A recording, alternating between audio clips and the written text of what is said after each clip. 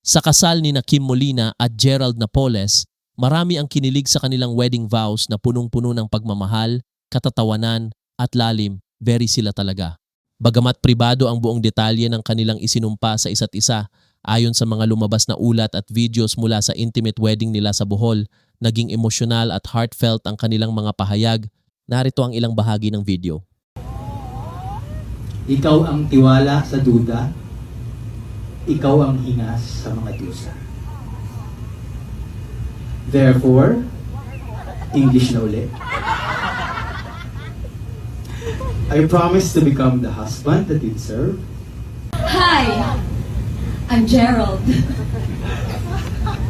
Those were your first words to me nung pinakilala ka nila sa akin. Bilang love team ko sa rock.